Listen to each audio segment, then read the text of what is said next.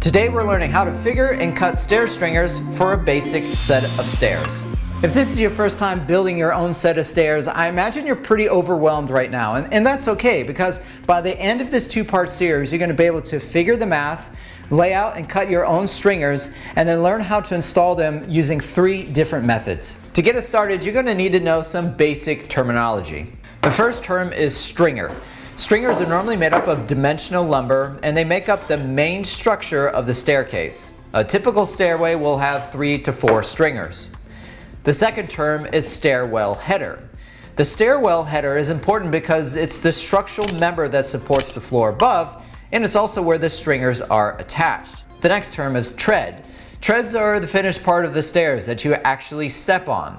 And the last basic term is riser. Risers are the finished material that run vertically up the rise of the stairs. If we dig a little bit deeper, there are 4 other important terms that we need to know, and they are total run, total rise, unit run, and unit rise. First is the total run. This is the stair's total horizontal length. Next is the total rise. Total rise is the total vertical distance from one finished floor to another. Sometimes that finished floor can be concrete, like in a basement or a garage. It can be in a home where it's hardwood or tile, and it can even be dirt or patio blocks for an outside project like a set of deck stairs. To better understand unit run and unit rise, I've made this very simple visual aid. Unit run, which is represented by this side of the triangle, is the horizontal distance from the face of one riser to the next adjacent one. And for our stairs, that number is going to be 10 inches or 254 mil. And that's a pretty standard dimension for a rough tread. The unit rise, which is this side of the triangle, is the vertical distance from the top of one tread to the top of another. And for our stairs here, that number worked out to be 7 5/16 or 185 mil. And I'll show you how we worked out that number here in a minute. The last side here is the stair slope, which is determined by the unit run and unit rise. It's important to know that the sum of one rise and one tread should add up to between 17 and 18 inches or 431 to 457 mil. For example, if we had a tread that was 12 inches and a rise that was 7 inches, that would add up to 19 inches, which would not be ideal, and in some cases would not pass local building codes. And speaking of building codes, be sure to check your local codes before you build any set of stairs, because this video is really demonstrating the math and the basic techniques to stair building. Okay, with that out of the way, let me show you how I solved for our unit rise. The first step to determine unit rise is to determine the total rise. Again, the total rise is the total vertical distance from one finished floor to another finished floor. For example, here this plywood represents the subfloor on the inside of a house, which is not the finished floor. Therefore, we need to take a piece of sample finished floor and hold it into its position before measuring the total rise. The other thing to think through before getting your total rise is the floor below. For our example, the concrete floor here is the finished floor. But let's say that it wasn't your finished floor. You would have to do the same thing as we did up top, which is to take a piece of sample finished flooring and lay it down to measure off of. But since our concrete floor is the finished floor, the total rise from the top of the finished concrete to the top of the finished pine floor measures 36.5 inches or 927 mil. And before we move on, I forgot to mention something pretty important, and that is you need to check how level the floor is further out away from the header. To check this, extend the level beyond the header and measure down to see if the total rise is the same in that area as it is in the area underneath the header. If the measurement further away from the header is different, you either must make them the same, which can be very difficult, or go with the measurement that's out further where the actual stringer will be setting.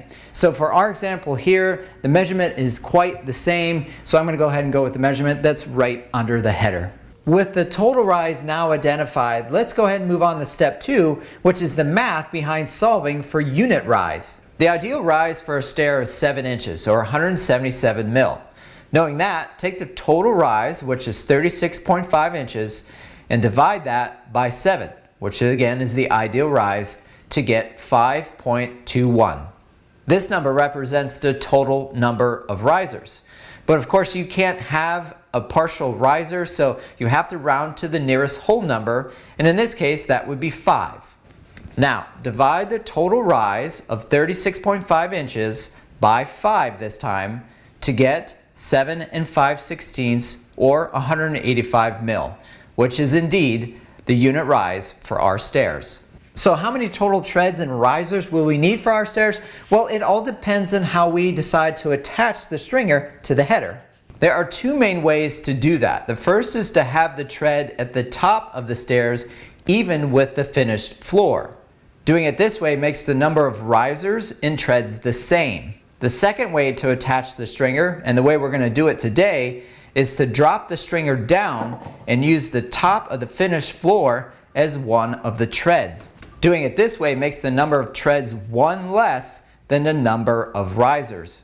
Therefore, for our stairs today, we need to cut 4 risers and 4 treads, knowing that the stair header is acting as one of the risers. And this will make more sense as soon as we start to lay out our first stringer. At this point, if you didn't already have your total run of your stairs, you could take the total number of treads and multiply that by the unit run. So for the first method, that would be 5 treads times 10 inches, which is our unit run, for a total of 50 inches. And for the second method, 4 treads times 10 or 40 inches for your total run. Now that the math is all done, we know that our stairs are going to have a total of 5 risers and 4 treads, and we know that we need to cut 4 treads and 4 risers. It's time to lay out for our first stringer. The first step is to find a really nice straight piece of lumber. In this case, I'm using a 2x12. Next, grab a framing square, a straight piece of wood, and a few clamps. Using the blade of the square, line up the 10, which is our unit run, with the edge of the wood and clamp it in place. Then using the tongue of the square, line up the 7 5/16, which is our rise, with the edge of the wood and clamp that in place. I like to do a test mark to make sure I'm set up in the correct position, so I use the back of the lumber and draw both lines. Once that's done, I double check my marks with a tape measure to ensure that I have exactly what I'm intending. For some reason, if you don't, simply make some adjustments to the square and clamps. Now slide the square down, leaving enough room to fit 1 riser in before the end of the material. With the square held firmly into position, mark out for 1 tread and 1 riser. Then slide the square up, carefully lining up the 10 mark with the 7 5/16 and make another set of lines. So far we have 2 treads and 3 risers, 1, 2, and a third one which we haven't yet marked out. Again, we need to cut a total of 4 risers and 4 treads. Continue marking another 2 times, but once you've marked out for the last tread, stop. At this point, you'll need to turn 90 degrees to finish off the top of the stringer. To do that, remove the square from the clamps and line up the blade with the tread line.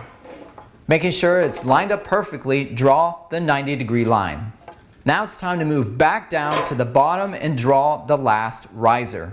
Line up the tongue with the tread, making sure you're perfectly in line with the pencil mark and in the corner here, and then measure and mark out the riser distance. Again, in this case, that's 7 5/16. Then turn the square 90 degrees and mark out where the stringer will contact the floor.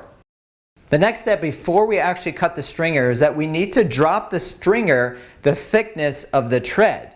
Now what this does is it makes the unit rises equal throughout. For example, the tread thickness of our mock-up is 1.5 inches or 38 mil. Therefore, we need to remove that amount from the bottom of the stringer. That way, once the tread is added, our rise still remains 7 5/16 on the first and last steps. However, if you have a finished floor going down, you need to drop the stringer the thickness of the tread minus the thickness of the finished floor. Again, this only applies if your stringer is going to get attached to the subfloor first, and then a finished floor is going to be added on top of that. When it comes to cutting the stringers, take your time. Make sure that the saw is flat before making each cut. You also don't want to overcut the lines in the corners. Use a circular saw for the majority of the cuts and finish the rest with a handsaw. The last thing to point out is that it's best to leave no less than 3.5 inches or 89 mil of material left here. If you go any thinner than that, you can weaken the stringer significantly. Well, that does it for part 1. In part 2, we're going to go ahead and check the fit of this stringer. We're going to make some adjustments and cut some more, and then we're going to learn how to install these using 3 different methods. Thanks for joining me today. Thank you for watching, and I'll see everybody next week for part 2.